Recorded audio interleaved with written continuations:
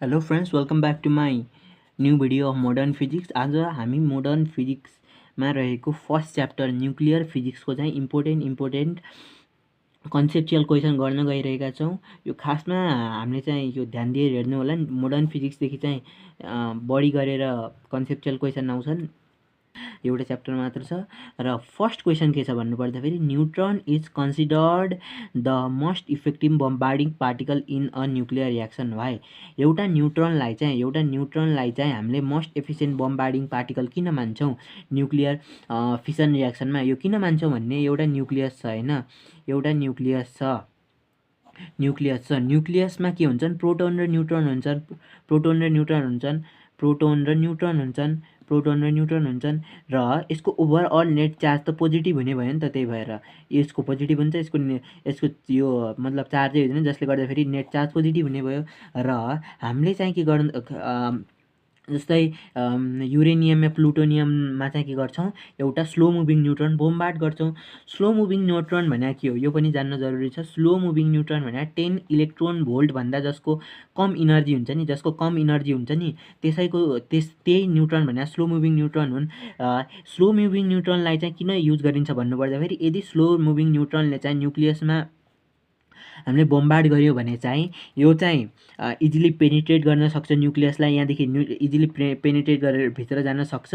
र मोरओभर चाहिँ न्युट्रन त अब चार्जलेस पार्टिकल हो नि त, जसले गर्दाखेरि यो चाहिँ न्युक्लियस रिपेल हुँदैन। मैले भनेको थिएँ यो त पोजिटिभ हो न्युक्लियस त ओभरअल, तर यसको त चार्जै हुँदैन भनेपछि त यो इजिली पेनिट्रेट गर्न सक्छ, ऊ पनि हुँदैन, रिपेल पनि गर्दैन, जसले गर्दाखेरि यो अनस्टेबल गराइदिन्छ न्युक्लियसलाई। फेरि चेन रियाक्सन स्टार्ट हुन्छ। र यदि हामीले मानौँ अल्फा पार्टिकलले याची प्लस प्लस भने अल्फा पार्टिकलले बम्बार्ड गरे भए त यो त ओभरअल यसको चार्ज त पोजिटिभ हुन्छ। दुईवटा इलेक्ट्रोन निस्किसकेका छन्, मतलब दुईवटा प्रोटोन र दुईवटा न्युट्रन बाँकी छन्, त्यही भएर ओभरअल चार्ज यसको पोजिटिभ हुन्छ। यसले बम्बार्ड गरे भए के हुन्थ्यो, यसले रिपेल गरिदिन्थ्यो। यदि हामीले प्रोटोनको युज गरे भए नि यो नि पोजिटिभ चार्ज त रिपेल गरिदिन्थ्यो। त्यही भएर हामीले चाहिँ केलाई युज गर्छौँ, न्युट्रनलाई युज गर्छौँ।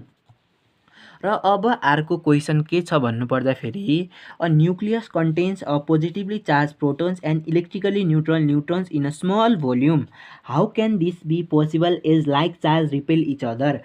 हामीलाई के थाहा छ भन्नुपर्दाखेरि एउटा न्युक्लियसभित्र के हुन्छन्, मैले भनेको थिएँ प्रोटोन र न्युट्रन हुन्छन्। र अब हाइड्रोजन बाहेक त अरूमा त के हुन्छन्, धेरै प्रोटोन हुन्छन्, मानौँ यहाँ त धेरै प्रोटोन छन्। र हामीलाई के थाहा छ, इलेक्ट्रिक चार्जको प्रोपर्टी हो लाइक चार्ज के हुन्छन्, लाइक चार्जले त रिपेल गर्छन्।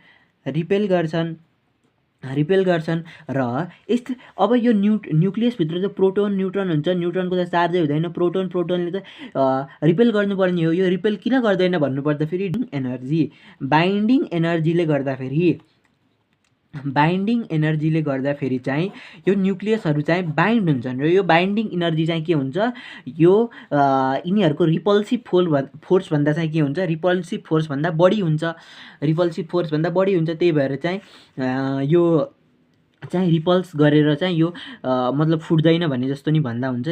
र यो बाइन्डिङ इनर्जी भनेको के हो कि हामी अर्को च्याप्टरमा पढ्छौँ, लास्ट च्याप्टरमा। यो बाइन्डिङ इनर्जी भनेको के हो, स्ट्रङ फोर्स, युनिभर्सकै सबभन्दा स्ट्रङ फोर्स हो। त्यही भएर यो बाइन्डिङ इनर्जीका कारणले यो सब बाइन्ड भए हुन्छ प्रोटोन न्युट्रन, जुन चाहिँ इलेक्ट्रोस्ट्याटिक रिपल्सनभन्दा ठुलो हुन्छ। यो त सेम हो, यो भने चाहिँ इलेक्ट्रोस्ट्याटिक रिपल्सनभन्दा चाहिँ ठुलो हुन्छ, जसले गर्दाखेरि चाहिँ यो चाहिँ मतलब रिपेल गर्दैनन् कि उसमा चाहिँ न्युक्लियसमा। र अर्को क्वेसन के छ भन्नुपर्दाखेरि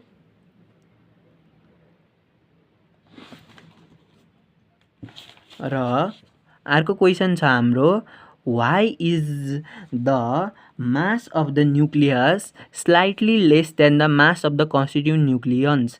अब हामीलाई के थाहा छ, हामीलाई मास डिफेक्ट भने के थाहा छ। मास डिफेक्ट भने sum of masses of constituent nucleons र रेस्ट मास अफ न्युक्लियन्सको चाहिँ के हो, डिफ्रेन्स भने के हो, मास डिफेक्ट हो। मास डिफेक्टलाई के लेख्छौँ, AMP plus A minus Z MN N minus M गर्छौँ र यो भने के भयो कन्स्टिट्युन्ट मास अफ न्युक्लियस भयो कि ना। यो एमपी भने मास अफ प्रोटोन, एमएन भने मास अफ न्युक्लियन, ए भने के भयो, ए भने भयो मास नम्बर र जेड भने के भयो एटमिक नम्बर भयो नि त। एटमिक नम्बर भयो, जसले गर्दाखेरि यो त नम्बर अफ न्युट्रोन आउँछ नि त यसले गर्दाखेरि। र रेस्ट मास भने यो भने चाहिँ पर्टिकुलरली हरेक न्युक्लियनको चाहिँ नापेर प्लस गरे हो। र यो भने चाहिँ के हो, यो भने चाहिँ एकैचोटि नाप्या हो कि यो एकैचोटि। जस्तै 1 केजी के छ, 1 केजी आलु छ अरे। आलुमा चाहिँ यो ठुलो एम भने चाहिँ सबै आलु एउटा प्लास्टिकमा राखेर नाप्या र यो पार्टले के जनाउँछ भन्नुपर्दाखेरि सबै आलुलाई जोखेर हरेकचोटि जोखेर चाहिँ हरेक आलुको वेट जोखेर चाहिँ प्लस गरे हो यो चाहिँ। त्यस्तै हो। र यो चाहिँ किन यो चाहिँ सानो यो चाहिँ ठुलो किन भयो भन्नुपर्दा सम अफ मासेस अफ न्युक्लियन्स चाहिँ के हुने भयो, बढी हुने भयो र रेस्ट मास चाहिँ के हुने भयो, कम हुने भयो। किन कम हुने भयो भन्नुपर्दाखेरि मैले योभन्दा अगाडिमा नि भने बाइन्डिङ इनर्जी हुन्छ र बाइन्डिङ इनर्जीले चाहिँ न्युक्लियन्सलाई चाहिँ के गरे हुन्छ, सबै न्युक्लियन्सलाई चाहिँ न्युक्लियसमा राखेको हुन्छ। र यदि बाइन्डिङ इनर्जी नभए भए त त्यो त रिपेल गर्थ्यो प्रोटोनहरूले। त्यही भएर बाइन्डिङ इनर्जी चाहिँ कहाँदेखि आउँछ, according to Einstein mass energy relation mc² is equal to mc²। त्यहाँ भएको मास यो न्युक्लियसमा भएको मास चाहिँ केमा कन्भर्ट हुन्छ, इनर्जीमा कन्भर्ट हुन्छ। कुन इनर्जी, बाइन्डिङ इनर्जीमा कन्भर्ट हुन्छ। त्यही भएर चाहिँ sum of the masses of nucleus चाहिँ ठुलो हुन्छ, यो चाहिँ सानो हुन्छ। किन भन्नुपर्दाखेरि सँगै जोग्दाखेरि त के हुन्छ, सँगै जोग्दाखेरि त बाइन्डिङ इनर्जीमा गएको हुन्छ नि त। र यो एउटा गरेर एउटा इलेक्ट्रोनको मतलब प्रोटोन र न्युट्रोनको चाहिँ मास जोड्दाखेरि त बढी आउने रहेछ। किन भन्नुपर्दाखेरि एकैचोटि नाप्दाखेरि त त्यो त बाइन्डिङ एनर्जीमा चाहिँ मास खर्च भए हुने रहेछ नि त। त्यही भएर चाहिँ यस्तो हुने हो। र अर्को क्वेसन छ, all the nuclei have nearly same density. यो चाहिँ म्याथमेटिकली प्रुभ गर्नुपर्छ नि, हरेक न्युक्लीसँग चाहिँ सेम डेन्सिटी किन हुन्छ भनेर चाहिँ म्याथमेटिकली प्रुभ गर्नुपर्छ। हामीलाई के थाहा छ, डेन्सिटी भने मास बाई भोल्युम हो। र अहिले के लेख्छौँ, न्युक्लियर मास एम मात्र लेख्छु बाई न्युक्लियर भोल्युम लेख्छु र यसलाई एम बाई भी लेखिदिन्छु। र हामीलाई के थाहा छ, एम बाई भी स्पेयरको न्युक्लियस हामी नियरली स्पेयर मान्छौँ। त्यही भएर स्पेयरको भोल्युम निकाल्ने फर्मुला 4/3 पाई आर क्युब हो नि त। र त्यही भएर थाहा छ 4/3 पाई आर क्युब लेख्यो।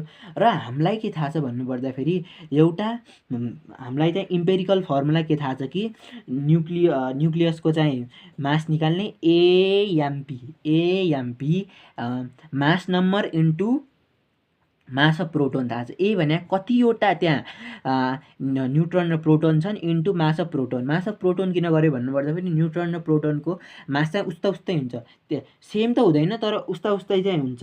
र यो माथि गयो र हामीलाई के थाहा भन्नुपर्दाखेरि 4 पाई र एउटा अर्को पनि आइडेन्टिटी हामीलाई के थाहा छ, आर भने के हो, आर भने आर नट ए 1/3 हो कि ना। यो इम्पेरिकल फर्मुला हो कुनै पनि न्युक्लियसको रेडियस निकाल्ने इम्पेरिकल फर्मुला। र क्युब गऱ्यो भने आर नटको क्युब यो यसलाई क्युब गऱ्यो भने त 3 र 3 कट्छ, त्यही भएर ए मात्र आउँछ होइन, ए मात्र आउँछ। र यो भ्याल्युमा चाहिँ सब पुट गऱ्यो भने यो भने सब पुट यो र ए र ए त कट्ने भयो। र मास अफ प्रोटोन कति हुन्छ, 1.67 इन्टु 10⁻⁻27 केजी हुन्छ, 27 केजी हुन्छ। र आर नटको भ्याल्यु चाहिँ कति हुन्छ, आर नटको भ्याल्यु नि हुन्छ, यो आर नटको भ्याल्यु चाहिँ 1.2 इन्टु 10⁻⁻15 मिटर हुन्छ, -15 मिटर हुन्छ। र यो भ्याल्यु चाहिँ हामीले हाल्यौँ भने के आउँछ, 2.31 into 10⁻17 KG per metre cube. जसले यो फर्मुलाले देखायो कि यो चाहिँ न्युक्लियसको चाहिँ सबै न्युक्लियसको डेन्सिटी सेम हुने रहेछ। किन भन्नुपर्दाखेरि यो ए र ए त कट्यो नि त, भनेपछि त यो मास नम्बरमा त डिपेन्डै नगर्ने रहेछ। र यो फिक्स्ड भ्यालुमा चाहिँ डिपेन्ड गर्ने रहेछ, जसले गर्दाखेरि सबै न्युक्लियसको चाहिँ के हुन्छ डेन्सिटी सेम हुन्छ। अर्को तरिकाले नि नेचरमा हेर्दाखेरि जस्तै एउटा आइरन छ, एउटा आइरन ठुलो साइजको छ, त्यसको डेन्सिटी र सानो आइरनको डेन्सिटी चाहिँ सेम त हुने हो नि त। त्यस्तै हो यो पनि, ठुलो होस् या न्युक्लियस सानो होस्, त्यसको डेन्सिटी चाहिँ के हुन्छ 2.31 × 10⁻7 kg पर मिटर क्युब हुन्छ, जुन चाहिँ आइरनभन्दा झन्डै 10⁻13 टाइम्स चाहिँ के हुन्छ बढी छ यो। र अब अर्को क्वेसन छ, यो चाहिँ अलि इम्पोर्टेन्ट क्वेसन हो। Does a nucleons contain electrons explain, के न्युक्लियन्सले चाहिँ इलेक्ट्रोन कन्टेन गर्छ भनेर यसमा एक्सप्लेन गर्ने हो। यसमा चाहिँ के गर्नु पऱ्यो, according to Heisenberg's uncertainty principle भनेर अनसर्टिनिटी प्रिन्सिपल लेखिदिनु पऱ्यो। According to Heisenberg's uncertainty principle microscopic moving particle like electron को चाहिँ हामीले के गर्न सक्छौँ, पोजिसन र मोमेन्टम साइमल्टेनियसली एकैचोटि चाहिँ डिटर्माइन गर्न सक्दैनौँ। डेल एक्स भने change in position, del P भने चेन्ज इन मोमेन्टम। पोजिसन थाहा भयो भने मोमेन्टम थाहा हुँदैन एक्ज्याक्ट, र मोमेन्टम थाहा भयो भने पोजिसन थाहा हुन सक्दैन एक्ज्याक्ट। र हामीलाई के थाहा छ, हेजनबर्ग्स अनसर्टिनिटी प्रिन्सिपलले के भनेको छ, del X dot del P is greater than or is equal to के भनेको छ, greater than or is equal to h/4π भनेको छ नि त, h/4π भनेको छ। जसले गर्दाखेरि के हुन्छ भन्नुपर्दाखेरि हामीलाई के थाहा छ, मोमेन्टम भनेको त mass into velocity del X dot mass dot del v into is greater than or is equal to h/4π। र मानौँ यो यदि इलेक्ट्रोन त न्युक्लियसभित्र भइदिया भए त न्युक्लियसको डायमिटर यति जति हुन्छ कि 10⁻14 जति हुन्छ, न्युक्लियसको डायमिटर चाहिँ 14 जति हुन्छ। जसले गर्दाखेरि अनसर्टिनिटी धेरै कम आउँछ। अनसर्टिनिटी कम आउँथ्यो मतलब इरर कम आउँथ्यो के, जसले गर्दाखेरि हामीले यहाँ ग्रेटरको छाँटो इक्वल टु नि लेख्न मिल्छ अनसर्टिनिटी कम भएको बेलामा, र इक्वल टु h/4π। र अब चेन्ज इन भेलोसिटी भने कति आयो, h/4π याम डेल एक्स, र एम भने के भयो, मास अफ इलेक्ट्रोन जुन चाहिँ हुन्छ लगभग 9.1 × 10⁻31 kg हुन्छ। र एचको भ्याल्यु राख्यौँ हामीले, एचको भ्याल्यु राख्यौँ जसको हुन्छ 6.62 × 10⁻34, र 4 को पाइको राख्यौँ, र डेल एक्सको भ्याल्यु राख्यौँ होइन। डेल एक्सको भ्याल्यु कति हुन्छ 10⁻14 पोजिसन भयो नि त। यो त न्युक्लियसभित्रै हुन्छ नि त यसको पोजिसन त्यो, र यसको भ्याल्यु लगभग कति आउँछ भन्नुपर्दाखेरि 1.15 × 10⁻10 मिटर आउँछ पर सेकेन्ड आउँछ। भेलोसिटी भने त मिटर पर सेकेन्ड हो। र जसले गर्दाखेरि हामीलाई के थाहा भयो भन्नुपर्दाखेरि यो त लाइटको स्पिडभन्दा धेरै भइदियो नि त। लाइटको स्पिड 3 × 10⁸ मिटर पर सेकेन्ड हुन्छ, 8 मिटर पर सेकेन्ड हुन्छ। यो त लाइटको स्पिडभन्दा धेरै भइदियो, जसले गर्दाखेरि लाइटको स्पिडभन्दा धेरै त केही कुरा हुन सक्दैन युनिभर्समा, जसले गर्दाखेरि यो पोसिबल छैन भनेर यो क्यालकुलेसन एक्जाममा देखायो, र हेजनबर्ग्स अनसर्टिनिटी प्रिन्सिपल लेख्यो भनेपछि आउँछ फुल मार्क्स।